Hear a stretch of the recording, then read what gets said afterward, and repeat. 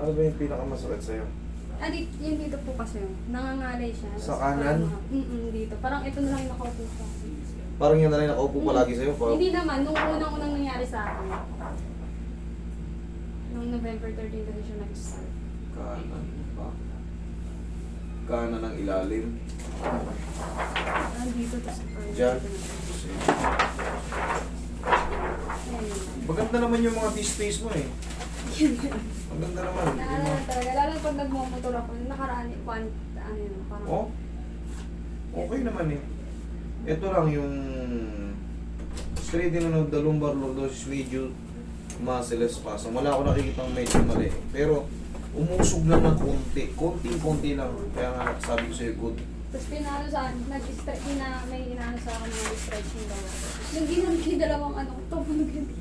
Sakit. Hindi naman, Oo, natakot lang ako kasi tumunog. Tagilid ka. Paparinig ko sa'yo ulit yun.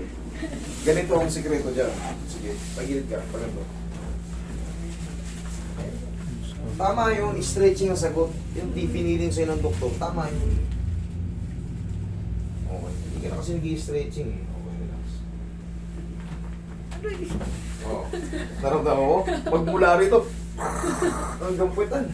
Tapos pag nag-ano kasi ako, Safe yun. din ng ganun. Pag Safe yun. ganun na yung dito ko. Safe yun, di ba tinuruan ka mag-stretching ka? Narin, ginanon mo, tumunog. Tumunog yun. Oh, hindi ka na mapilay, di ba? Hindi naman siya. Nagilid okay. kabila. Safe yun. Basta yung stretching, safe yan. Huwag lang yung madudulas ka tapos may matutulog. Kunya, Kasi nung nagbuhat April ka. kasi, na-aksidente ako. Kaya nagpa-x-ray na din ako. Na-aksidente ako ng motor. Saan ang masakit sa'yo nun? Wala. Sugat lang. Tapos nung eto ng November naramdaman ko, Ito? sabi ko, Ah, baka ito? mamaya. Eto nung December 3, na-aksidente ulit ako. Very good.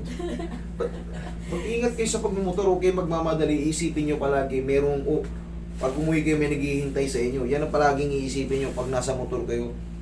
Isipin nyo palaging meron kayong uuwian.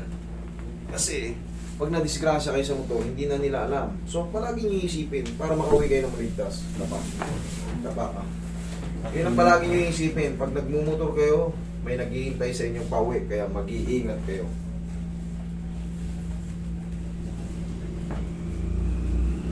Relax na. Mahirap yung ano, nagmamadali. Hindi naman kayong sali sa karera eh. Relax, relax lang. Takbong nagmamaganda lang.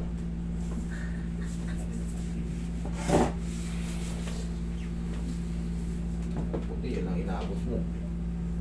Yung iba talagang diretso na. Lahi high Dubai na.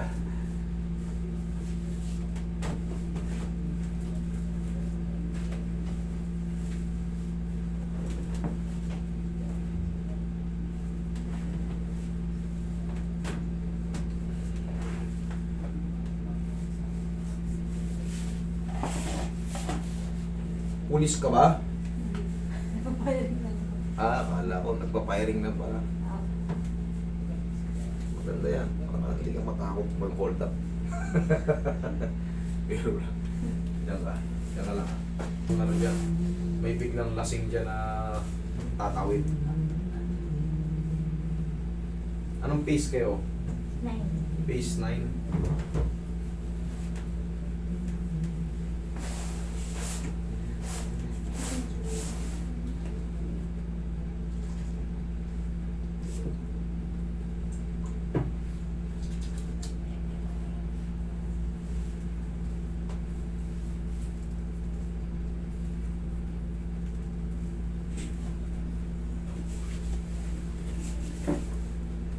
Sabihan na ba sila pa? Ha? Sabihan mo na ba? Okay, ihaya ka. Hayang. Yan. Taas mo yung balakang mo. Balakang.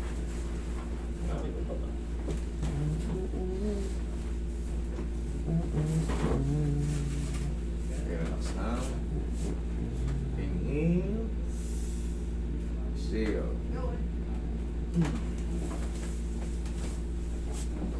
Galing niyo, oy. Yan ka lang muna.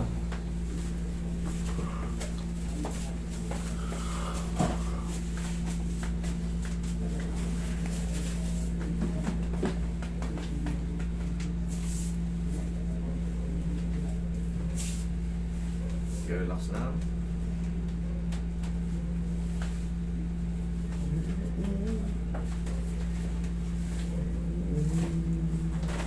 Relax na. Okay, buka. Yan, tama lang.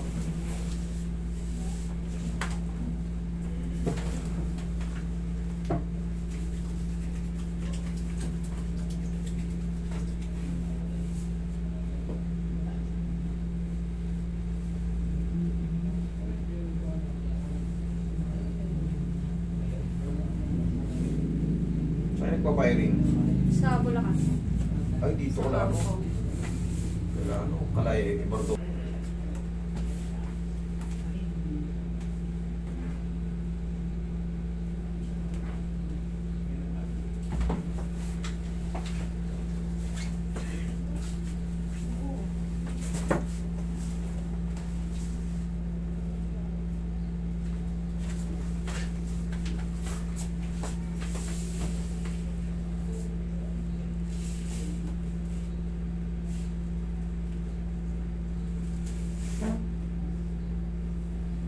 O, check mo yung body mo.